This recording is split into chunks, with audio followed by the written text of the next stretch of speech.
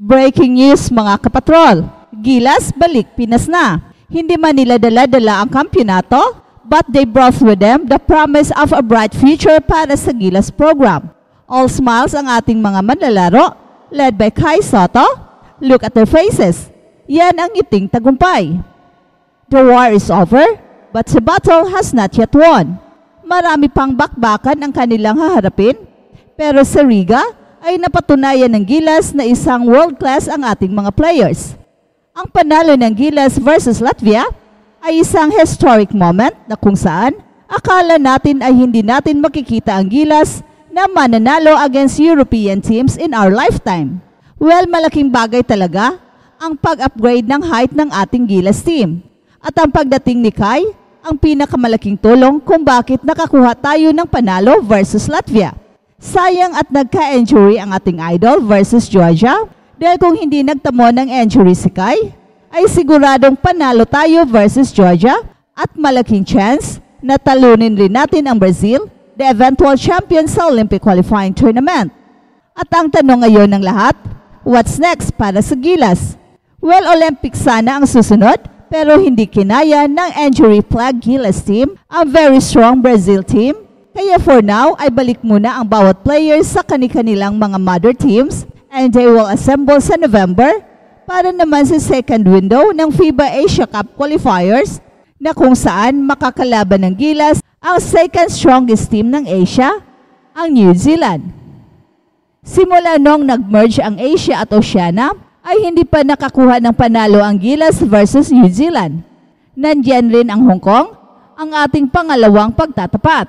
Siguradong bakbakang umaatikabo ang Gilas versus New Zealand at mukhang this time we have a great chance na talunin ang New Zealand dahil sa ating very solid showing sa Olympic qualifying tournament na kung saan tinalo natin ang Latvia and lost by only 2 points against Georgia and lost by only 11 points versus Brazil in a game na 4 sa mga players ng Gilas ay injured.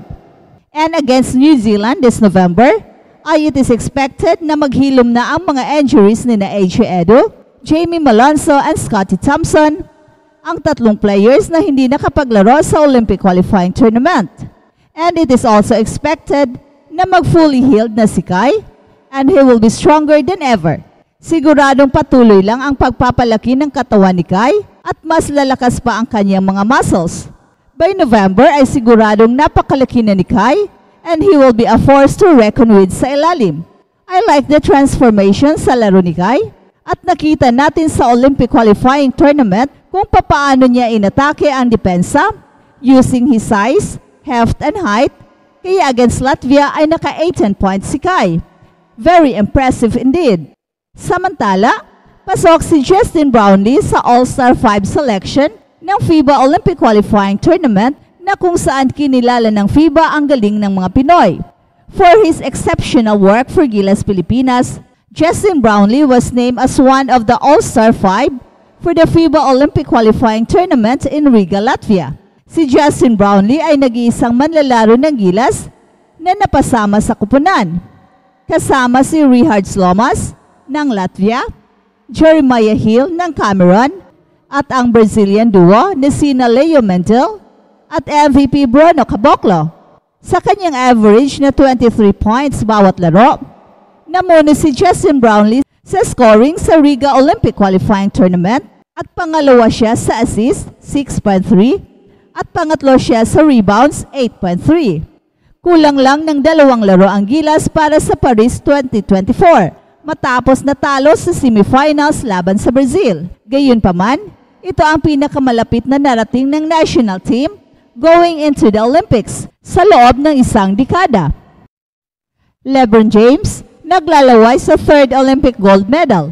Pang-4 na ni LeBron James sa Olympics ang Paris Games ngayong buwan. At 39 years old, ang all-time leading scorer ng NBA, una siyang naglaro sa Team USA noong 19 years old pa lang siya at 2 beses sa kanyang 20s.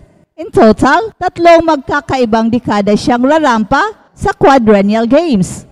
Bronze sa una niya sa Athens noong 2004, gold sa 2008 Beijing at 2012 London. I'm still playing in high level. Ani pa ni LeBron James sa pagsisimula ng training camp sa Las Vegas nitong Sabado. I still love the game of basketball.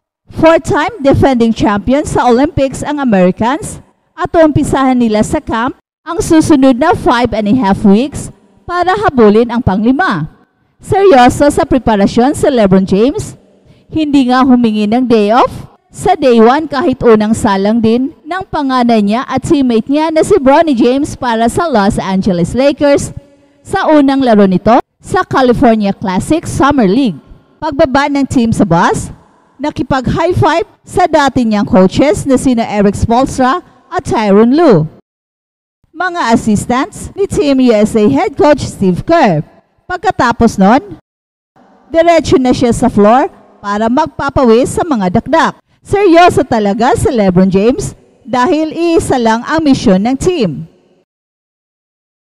Habang si Bronny James, 4 points lang sa laro ng Los Angeles Lakers laban ng Sacramento Kings. Ayaw pumasok ang unang 3 tira at sa pang-apat ay nakuha na ni Bronny James ang una niyang NBA basket. Nabunutan ng tinik ang panganay ni LeBron James. Nasa Chase Center sa Bay Area si Bronny kasama ang Los Angeles Lakers para sa California Classic Summer League. The atmosphere, it was more than I expected. It's a big game for me, but I didn't know the people of Golden State would come and rep for me, so that was pretty nice to see. Sabi pa ni Bronny James. Parang carbon copy ni LeBron si Jr.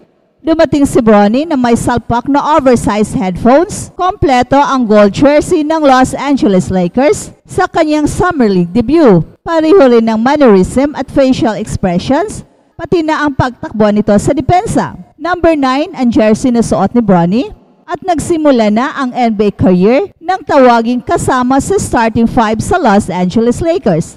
Talo ang Lakers sa Sacramento Kings 108-94 at tumapos si Bronny James ng 4 points mula sa 2 of 9 shooting at walang naihulog sa 3 ng kanyang 3-pointer sa loob ng 22 minutes of playing time.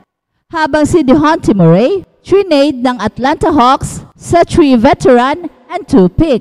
Kinumpleto ng Atlanta Hawks nitong Sabado ang trade na magdadala kay high-scoring guard DeJounte Murray sa New Orleans Pelicans kapalit ang 3 veterans at 2 first-round draft picks.